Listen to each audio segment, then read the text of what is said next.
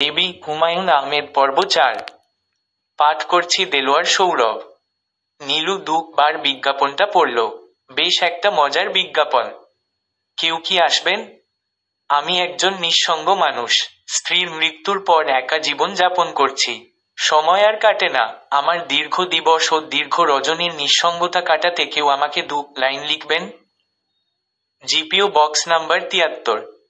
দৈনিক পত্রিকায় এরকম বিজ্ঞাপন দেবার মানে কি? সাপ্তাহিক কাগজগুলিতে এইসব থাকে, ছেলেছোকরাদের কাণ্ড। এই লোকটি নিশ্চয় ছেলেছোকরা নয়, বুড়ো হাবড়াদের একজন। বাবা, এটা পড়েছ? নীলু জাহিদ সাহেবের হাতে কাগজটা গুজে দিল। বাবা, এই বিজ্ঞাপনটি পড়ত। জাহিদ সাহেব নিজেও ভ্রু কুঞ্চিত করে ২ বার পড়লেন। তার মুখের ভঙ্গি দেখে মনে হলো বেশ বিরক্ত হয়েছেন। পড়েছ? হু, পড়লাম। কি মনে হয় বাবা? কি আবার মনে হবে? কিছুই মনে হয় না। দেশটা রসাতলে যাচ্ছে। খবরের কাগজওয়ালারা এইসব ছাপে কিভাবে? নীলু হাসি মুখে বলল, ছাপাবে না কেন? দেশটা বিলাত আমেরিকা নয়, বুঝলি? আর ভালো করে পড়লেই বোঝা যায়, লোকটার একটা বদ মতলব আছে। কই, আমি তো বদ মতলব কিছু বুঝছি না।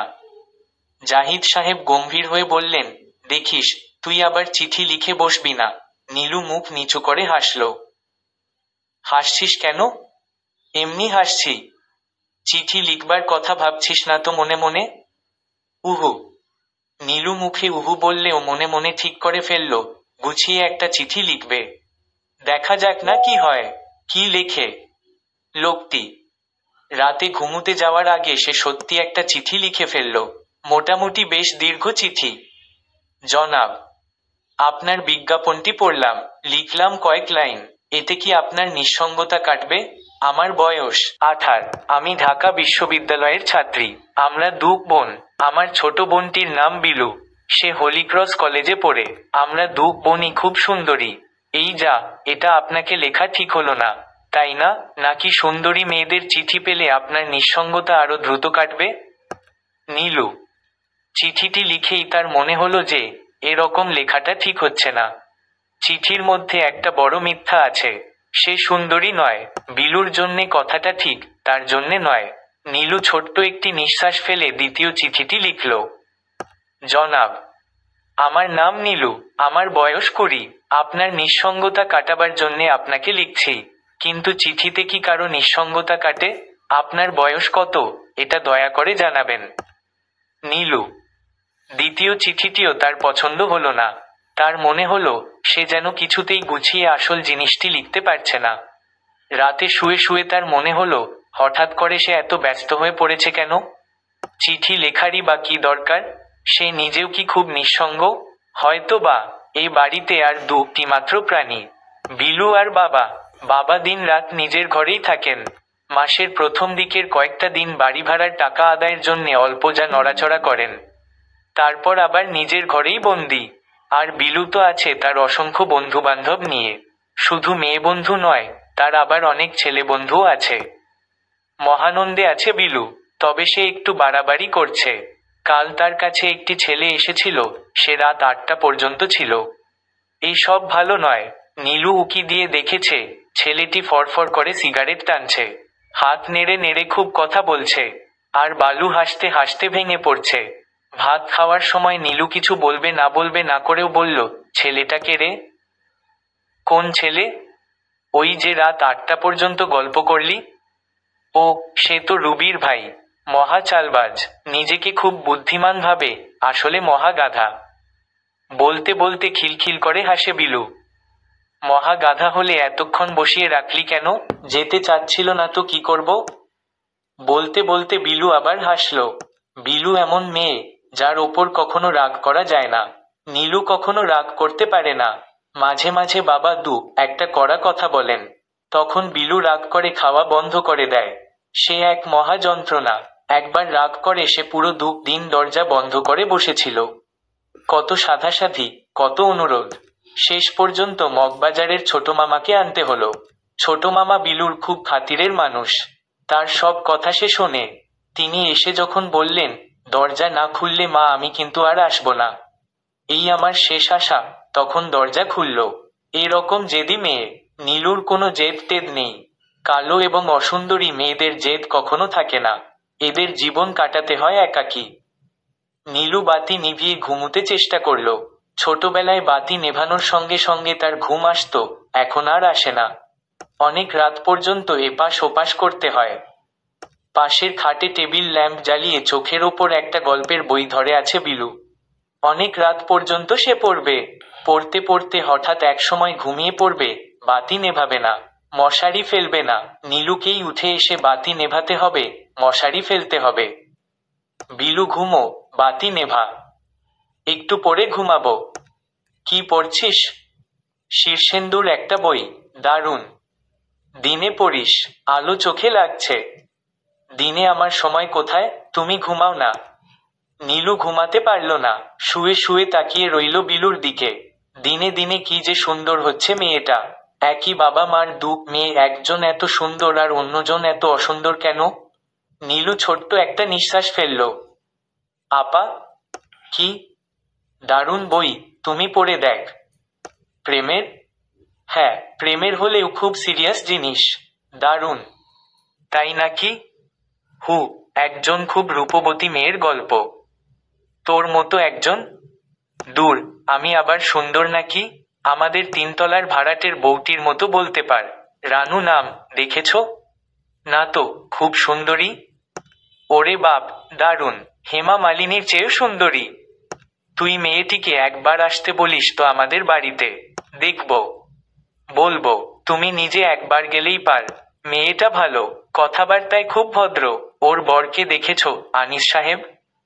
ওই লোকটা বোকা ধরনের, বোকার মতো কথাবার্তা, আমাকে আপনি আপনি করে বলে।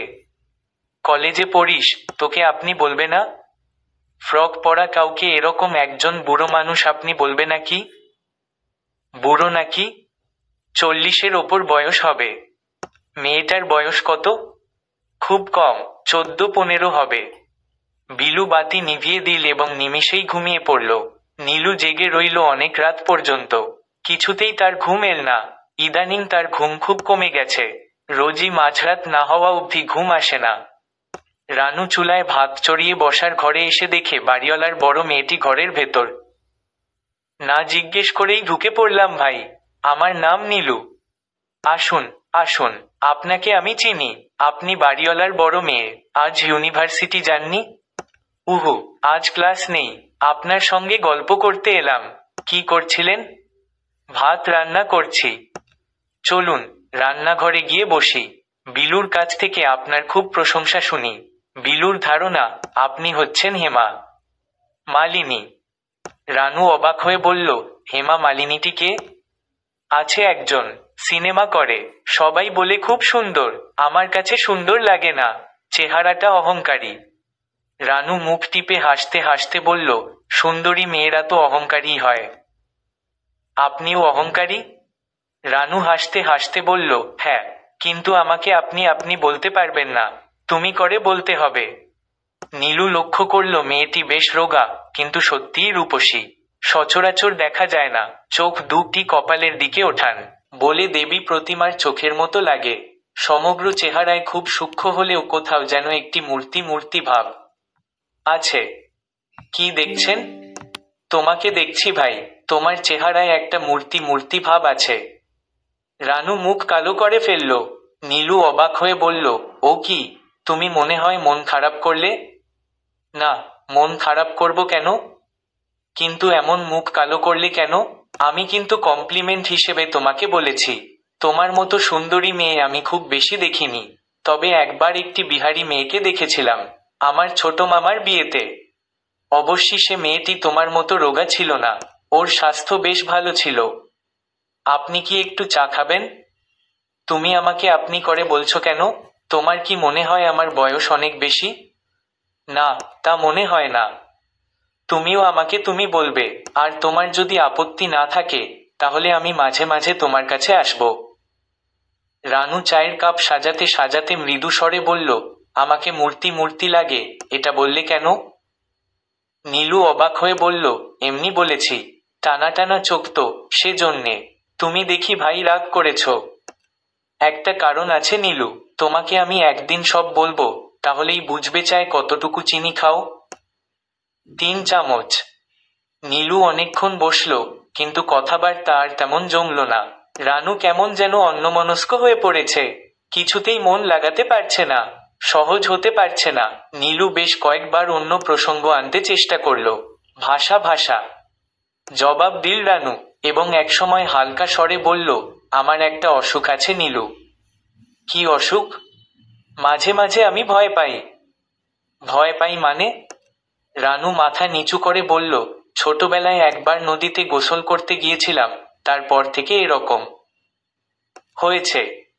কি হয়েছে? রানু জবাব দিল না। বল, কি হয়েছে? অন্য একদিন বলবো, আজ তুমি তোমার কথা বল। আমার তো বলার মতো কোনো কথা নেই। তোমার বন্ধুদের কথা বল। আমার তেমন কোনো বন্ধুও নেই। আমি বলতে গেলে একা একা থাকি। অসুন্দরী মেয়েদের বন্ধু টন্ধু থাকে না। রং খারাপ হলে মানুষ অসুন্দর হয় না নীলু। আমি নিজে কি, সেটা আমি ভালোই জানি। নীলু উঠে পড়ল। রানু বলল, আবার আসবে তো? আসবো। তুমি তোমার ভয়ের কথাটা কি বলছিলে, সেই সব বলবে? বলবো। নীলু পাঠাবে না করেও চিঠিটি পাঠিয়ে দিল। কিন্তু তার পরপরই দুশ্চিন্তার সীমা রইল না। কে জানে, বুড়ো হাবড়া লোকটি একদিন হয়তো বাসায় এসে হাজির হবে। দারুণ লজ্জার ব্যাপার হবে সেটা। নিতান্তই ছেলেমানুষি কাজ করা হয়েছে। 4-5 দিন নীলুর খুব খারাপ কাটল। দারুণ অস্বস্তি। বুড়ো মতো কোনো মানুষকে আসতে দেখলেই চমকে উঠত, এটি সেই লোক নাকি? যদি সত্যি সত্যি কেউ এসে পড়ে, তাহলে সে ভেবে রেখেছে বলবে এই চিঠি তো আমার নয়, অন্য কেউ তামাশা করে এই ঠিকানা দিয়েছে। আমি এরকম অজানা অচেনা কাউকে চিঠি লিখি না। কেউ অবশ্যই এল না। দেখতে দেখতে 1 সপ্তাহ কেটে গেল। চিঠিরও কোনো উত্তর নেই। লোকটি হয়তো চিঠি পায়নি। ডাক বিভাগের কল্যাণে আজকাল তো বেশিরভাগ চিঠি প্রাপকের হাতে পৌঁছায় না। এতে ক্ষতি যেমন হয়, লাভও তেমনই হয়। কিংবা হয়তো এমন হয়েছে, ওই লোক অসংখ্য চিঠি পেয়ে পছন্দমতো চিঠিগুলোর উত্তর দিয়েছে। নীলুর 3 লাইনের চিঠি তার পছন্দ হয়নি। সে হয়তো লম্বা লম্বা চমৎকার সব চিঠি পেয়েছে। নিয়ে বিনিয়ে অনেক কিছু লেখা সব চিঠিতে। 10 দিনের মাথায় নীলুর কাছে চিঠি এসে পড়ল। খুবই দামি একটা খামে চমৎকার প্যাডের কাগজে চিঠি। গোটা গোটা হাতের লেখা, কালির রং ঘন কালো, মাখন রাঙা সে কাগজে লেখাগুলো মুক্তার মতো ফুটে আছে। এত সুন্দর হাতের লেখাও মানুষের হয়। চিঠিটি খুবই সংক্ষিপ্ত। কল্যাণী আসু, তোমার চমৎকার চিঠি গভীর আগ্রহ নিয়ে পড়েছি। একজন ব্যথিত মানুষের আবেদনে তুমি সাড়া দিয়েছ। তোমাকে ধন্যবাদ। খুব সামান্য একটি উপহার পাঠালাম। প্লিজ, নাও। আহমেদ সাবেদ। উপহারটি সামান্য নয়, অত্যন্ত দামি একটি পিওর পারফিউমের শিশি। নীলু ভেবে পেল না, এই লোকটি কি সবাইকে এরকম একটি উপহার পাঠিয়েছে?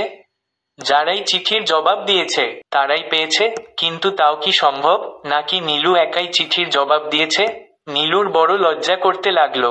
সে পারফিউমের শিশিটি লুকিয়ে রাখল, এবং খুব চেষ্টা করতে লাগলো সমস্ত ব্যাপার ভুলে যেতে। সে চিঠিটি কুচি কুচি করে ছিঁড়ে ফেলে দিল জানালা দিয়ে। কেন এমন একটা বাজে ঝামেলায় জড়াল? কিন্তু দিন 7 পর নীলু আবার একটি চিঠি লিখল। একটি বেশ দীর্ঘ চিঠি। সেখানে শেষের দিকে লেখা, আপনি কে, কি করেন কিছুই তো জানাননি। আপনার বিজ্ঞাপনটিও দেখছি না। তার মানে কি এই যে আপনার নিঃসঙ্গতা এখন দূর হয়েছে? নীলু বেশ কিছু দিন অপেক্ষা করল চিঠির জবাবের জন্যে, কিন্তু কোনো জবাব এল না। কেন জানি নীলুর বেশ মন খারাপ হলো। আরেকটি চিঠি লেখার ইচ্ছা হতে লাগলো। কিন্তু তাও কি হয়, একা একা সে শুধু চিঠি লিখবে? তার এত কি গরজ পড়েছে?